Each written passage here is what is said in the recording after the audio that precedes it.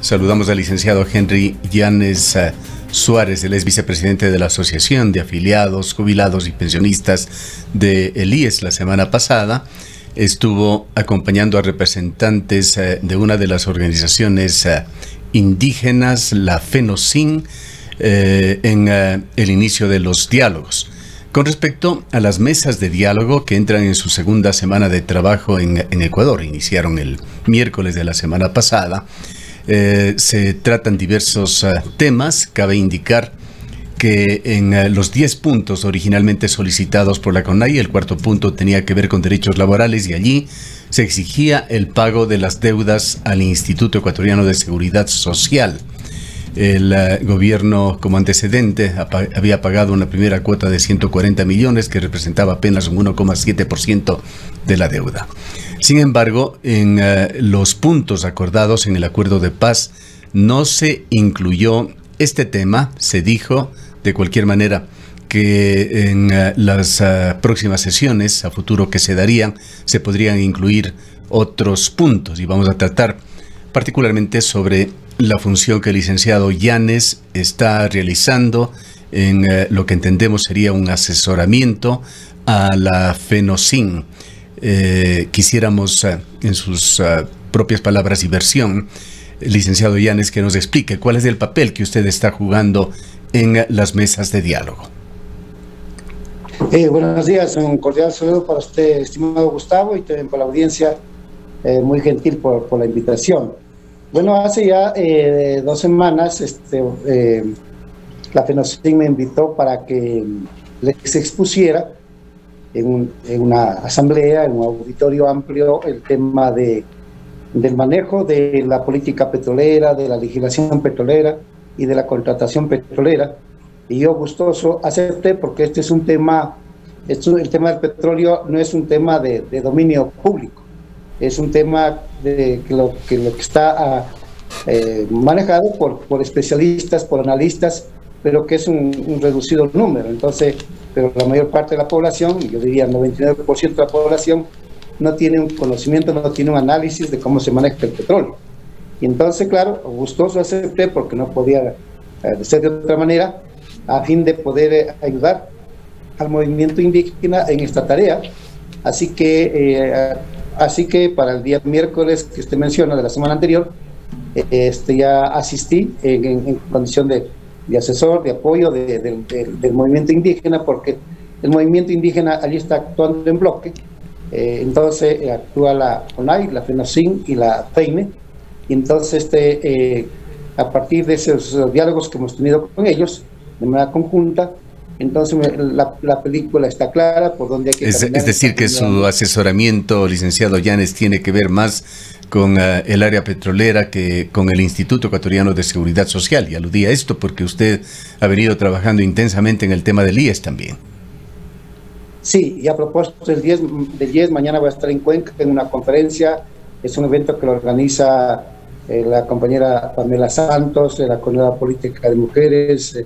Ahí está el doctor Saúl Chalco, está también la compañera Marieta Carrión, entre otras personas.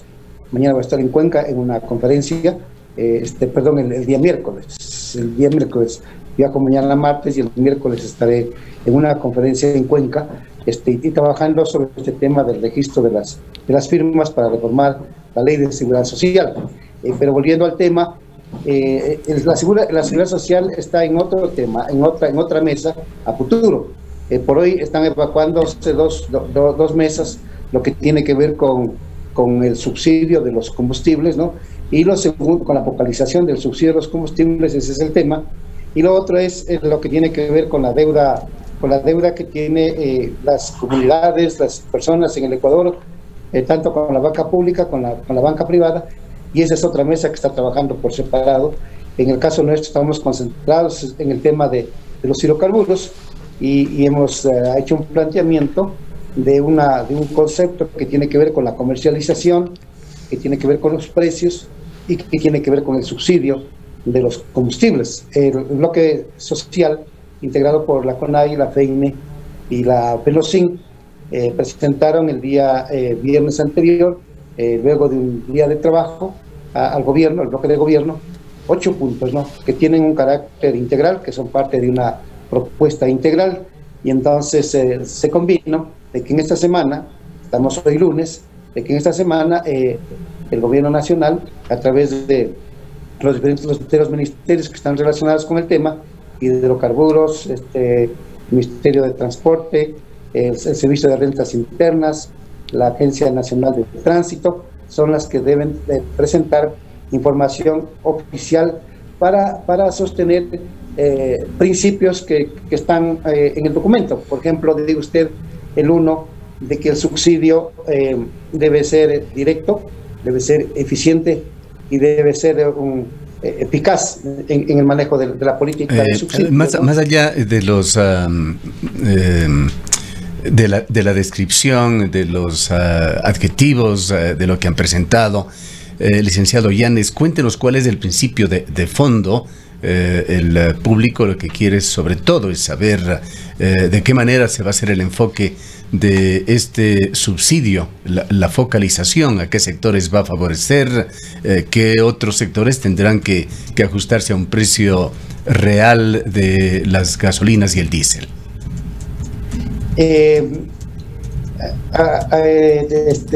Para graficarlo, tomemos en cuenta, digamos, o diseñemos un concepto de que podría ser muy ilustrativo para comprender lo que voy a mencionar. Hagamos de cuenta que estamos en una vía de 3 carriles. En el carril izquierdo irían los sectores, o están los sectores que no requieren de subsidio, que no requieren de una política de subsidio de los combustibles. Me refiero a sectores de ingresos económicos muy solventes, de que ellos sí pueden pagar precio real, en el precio del diésel y en el precio sobre todo las gasolinas.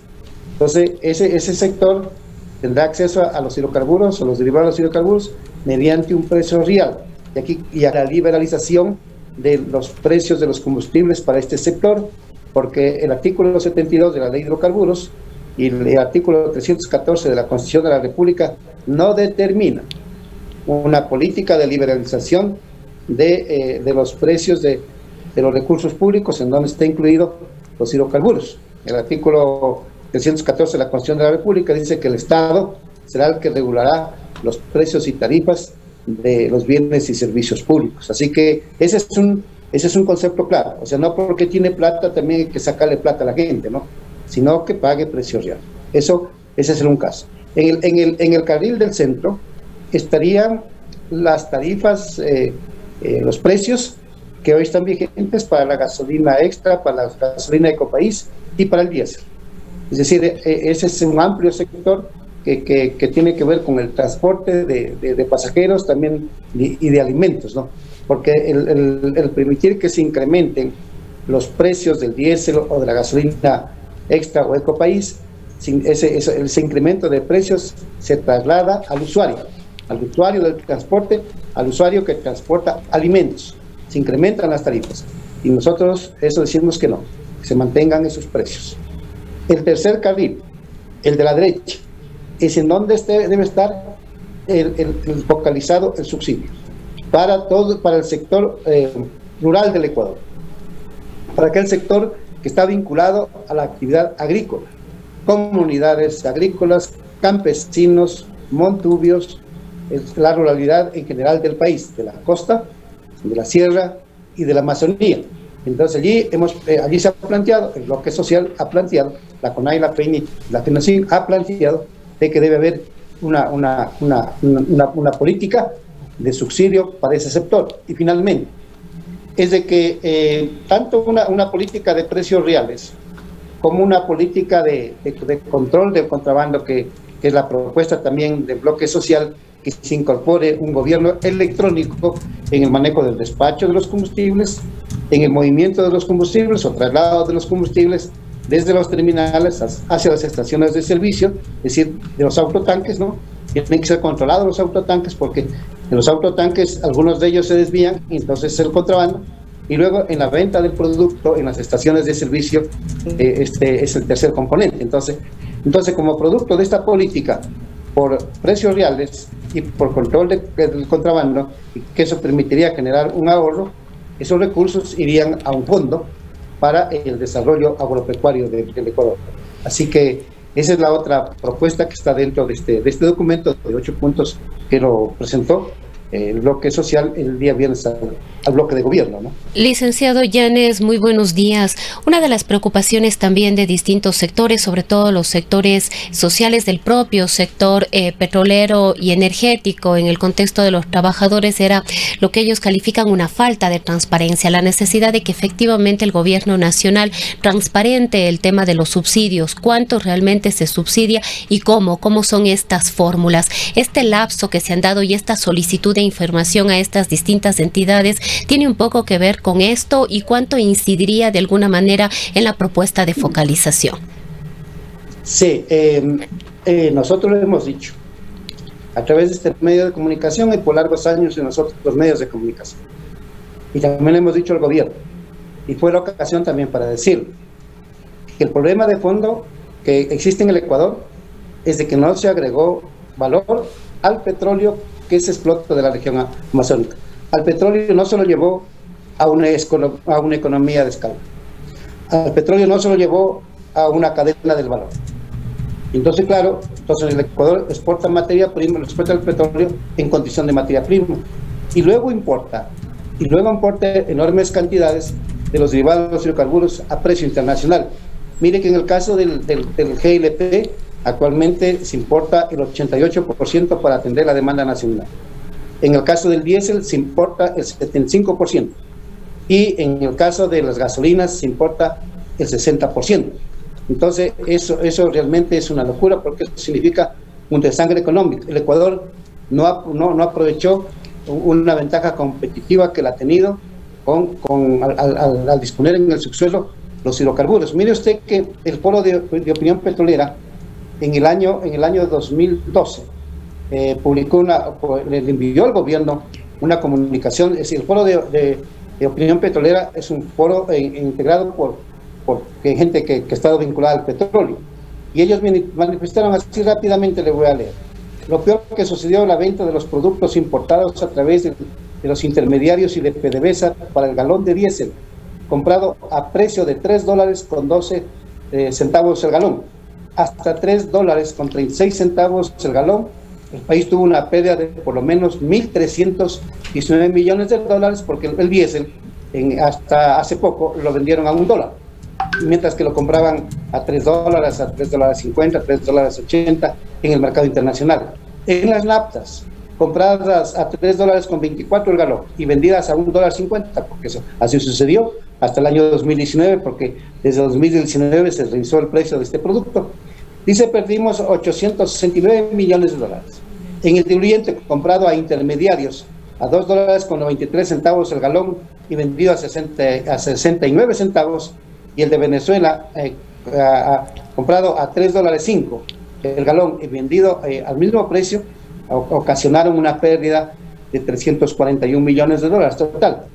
En el año 2012, producto de comprar estos productos a precio internacional y venderlos en el mercado nacional a precio subsidiado, el Ecuador tuvo una pérdida de 2.580 millones de dólares.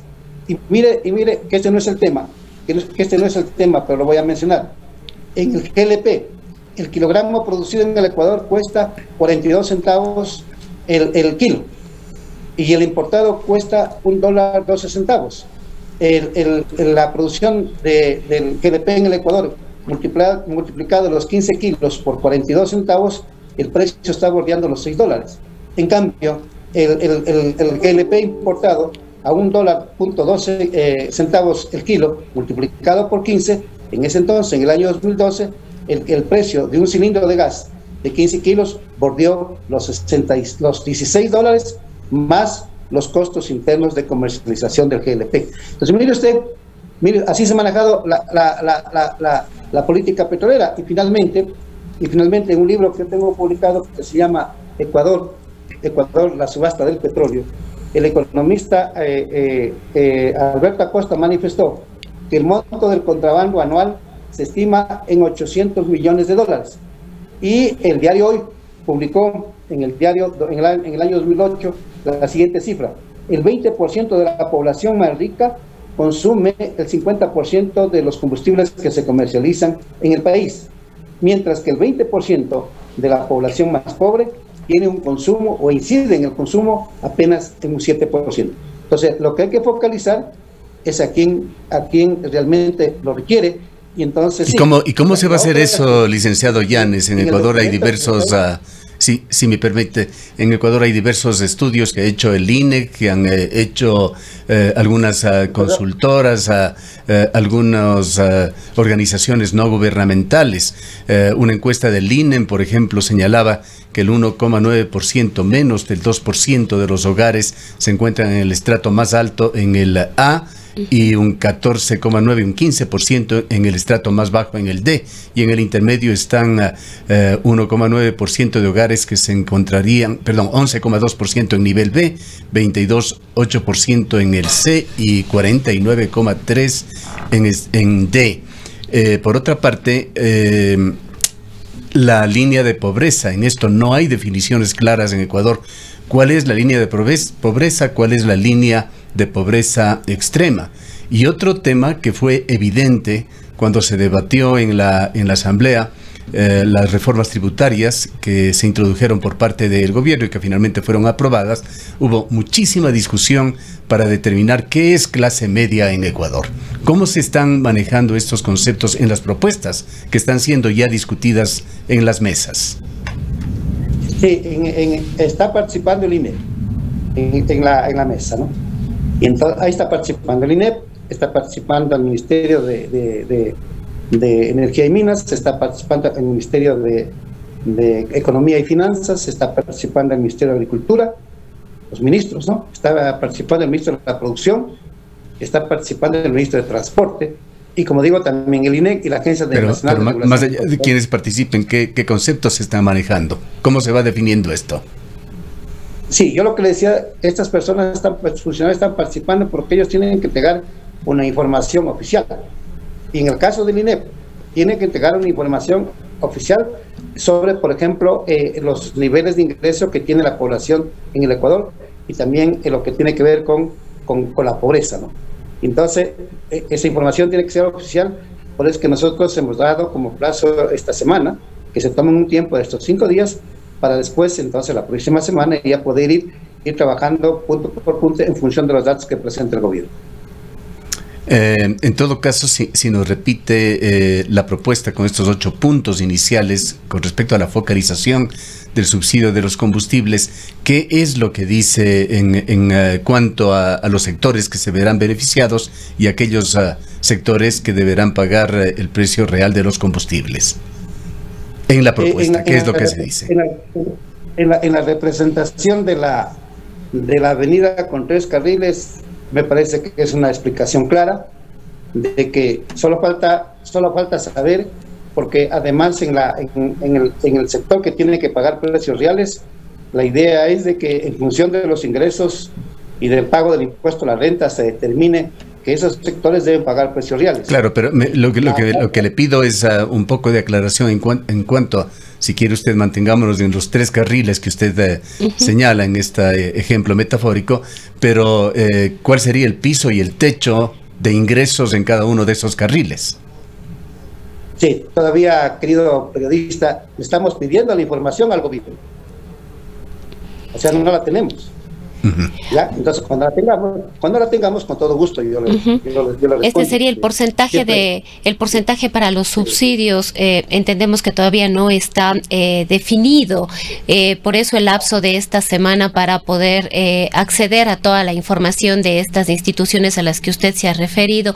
Pero también otro tema que ha generado una preocupación es el cómo se va a llegar con los subsidios a los distintos grupos, tal y como se conciba ya en su su momento. En un momento se hablaba de las tarjetas, en otro momento se hablaba de que las comercializadoras asuman para que luego sea el Estado ecuatoriano el que les reembolse esos recursos. Ese es otro de los problemas, es decir, cómo vamos a llegar con el subsidio a las personas o a los segmentos tal y como se decida y se conciba luego de este proceso. Sí, allí habrían dos mecanismos, ¿no?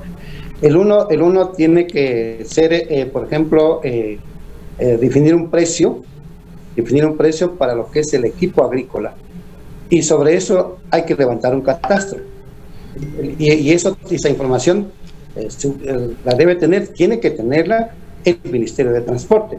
Digo usted, camionetas, volquetas, motocicletas, ya las tiene, pero nosotros queremos que sistematice esa información para ver cuántas motocicletas, por ejemplo, están vinculadas, por ejemplo, a la actividad agrícola, camiones. Es decir, eso tiene que presentar el Ministerio de Transporte, ¿no? Con el objetivo de que, por ejemplo, ese equipo que está trabajando en lo que es la agricultura, en lo que es preparación del terreno, siembra, deshiervado y cosecha, ese es un equipo que tiene que tener un precio de usted. Allí hay una propuesta que es pública, que la hizo la CONAI y el Frente Social, el bloque social de la CONAI, de la FEINE y de la FENOCIN. De $1 es 50 para el diésel. Y también, asimismo, hay un planteamiento que es público de estas organizaciones que plantearon que en el caso de la gasolina Extra y Ecopaís tenga un costo de $2.10 el galón, ¿ya? Entonces, ese manejo de precios debe ser bien estructurado para que personas que no deben usar ese combustible con ese precio, no lo hagan y vaya directamente a los beneficiarios, a los usuarios, ¿no? Entonces, eso es a nivel nacional, tanto para el sector de la costa, de la sierra y de la Amazonía. Licenciado Yanes, en esos mismos 8 puntos, ¿qué consideraciones se hacen en cuanto al subsidio para el transporte público, que dicho sea de paso, debería ser incentivado en el país? El transporte público debería mejorarse y es el que realmente mayor atención debería recibir en términos de subsidio.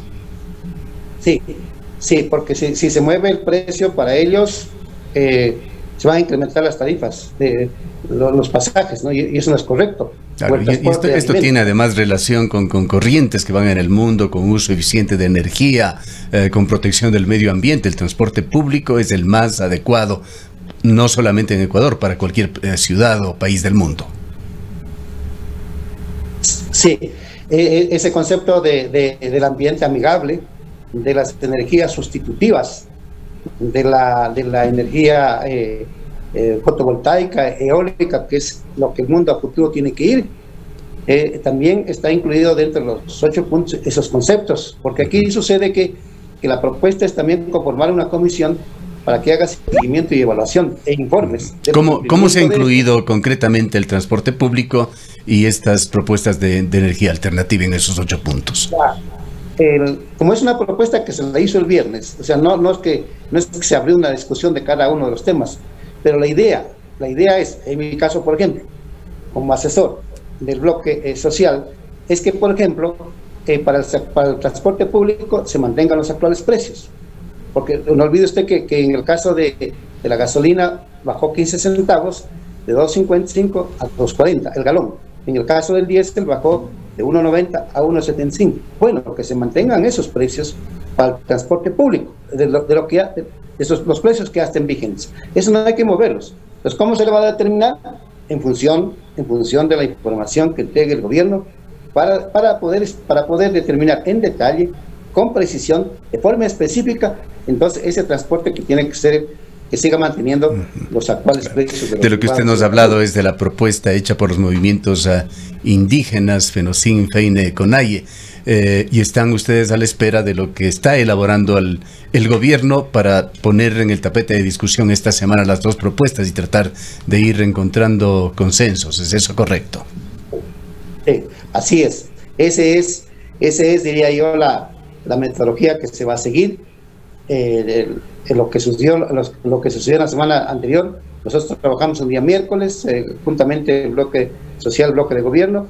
El día jueves convenimos que lo hagamos un trabajo por separado para poder definir con precisión las propuestas de cada sector. El día viernes nos juntamos para conocer cuáles son esas propuestas, las conocimos, las dimos a conocer, las recibimos del lado del gobierno y en esta semana, de hoy, tiene que el gobierno entrar a trabajar en los datos, porque no olvide, estimada periodista, que esta mesa de los combustibles es sin subestimar el trabajo de las otras mesas, pero esta es una mesa muy importante. Yo diría que es la más importante, ¿no?, de todas. Las otras son muy importantes, pero esta, por el tema de combustibles, es medular, es su incidencia, y entonces hay que darle un tratamiento adecuado a fin de hacer bien las cosas y de llegar a los acuerdos que las partes queden satisfechas de lo que se ha hecho. Bien. Queremos agradecerle, licenciado Llanes, por habernos acompañado. Muchas gracias. Un buen día para ustedes. Un abrazo. El licenciado Henry Llanes es asesor de la FENOCIN, como él nos ha relatado, está participando en las mesas de diálogo que continuarán en esta semana. Su asesoramiento concreto es en el área petrolera, en la determinación de precios de los combustibles y sobre todo la focalización del subsidio. Son las